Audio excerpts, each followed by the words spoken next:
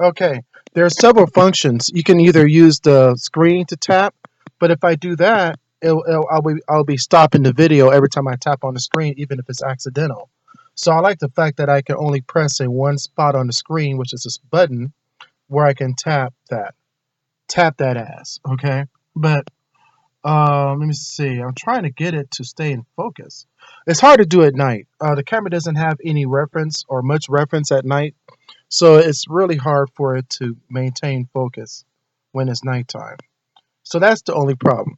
When you're working with a professional video camera, you can adjust the focus and let it and lock it, and it doesn't automatically adjust.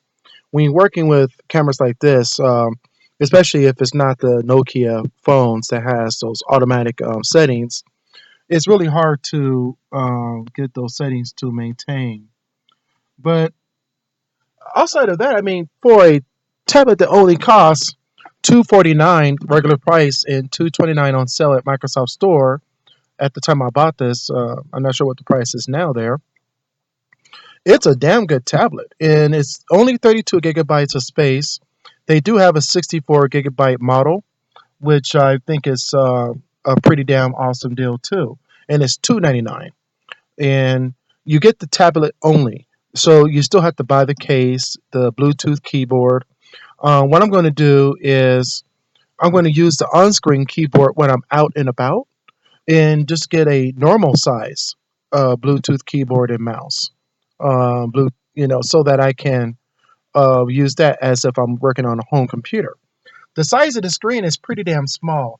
And I never did like small screens. I always like the 17-inch screens. The bigger, the better. Well, and really, I do still like it.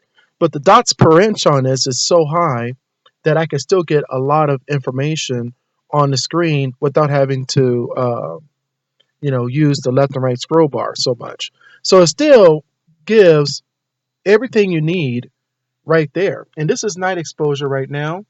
And as you can tell, you can still make out the building in the background. You can still make out certain things. There's a car right there. There's no stabilization, so every time I move the camera, it really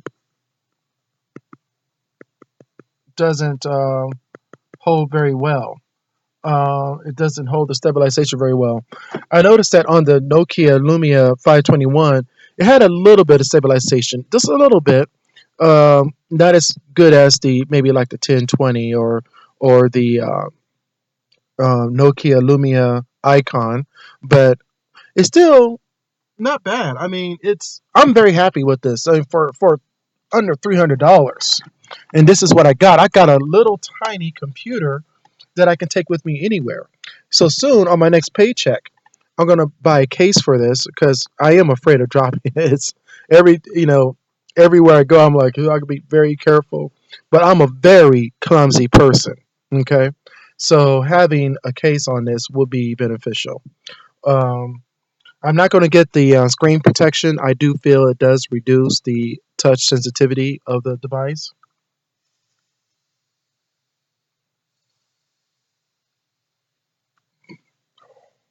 Sorry, I'm sucking on my e-cigarette. Now, one thing I don't like is the fact that on these little computers, tablets, I guess it's probably the same on Windows 8. Is that when I plug it into a computer, the computer doesn't recognize it as a device like a USB stick. With the Windows Phone 8, you plug it in and you can download your pictures from your memory stick onto your computer. I can't do that so easily on this. So that's the only thing I don't like. And maybe there's a setting for that. If there is a setting for that I haven't found yet, let me know because I'm thinking that I should be able to plug it in and it should recognize that there's a computer plugged in and it should allow me to draw the files out without having to remove my memory stick. Because once I put my memory stick, the micro SD card, into my computer, I don't want to touch it at all. So I just want to leave it alone. Like I don't even want to mess with it at all. But I'm thinking that maybe that there is not a function for that. Maybe there is, and that I just have to figure out another way. Maybe use the computer itself to upload the pictures, which I have been doing. Though at home, my connection is very slow. At work, I got a really good connection, and I have to figure out a way to, get these pictures uploaded. Maybe stopping by a coffee shop or something that has, if I can find a coffee shop that has a really good Wi-Fi connection and a good internet connection, maybe I can upload it there. Another thing I don't like, and maybe it's just the design of the Windows 8 operating system, and maybe not specifically with Dell, is that I can't charge this device on a computer. I had to plug it into a wall. And I actually thought if the device is outputting power, it should be able to charge up my device, but it doesn't. It doesn't recognize that it's plugged into an actual computer. So, in order for me to get power to this unit, I had to plug it into a wall, into an actual AC outlet, which I kind of wished I was able to plug it into an actual computer through computer's USB port and use that instead. And I have to worry about finding an empty AC slot.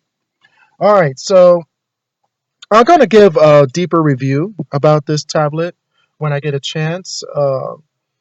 And I really want to showcase the functionality. I do have Cam Studio loaded so I can record the on-screen activity on this device. And at the same time, I can use my wife's computer to capture me using it, from an external camera. And I would like to upload that review on this very, very soon. And also show the contents of what's inside the box as well. All right, so I want to talk to you guys later. Peace.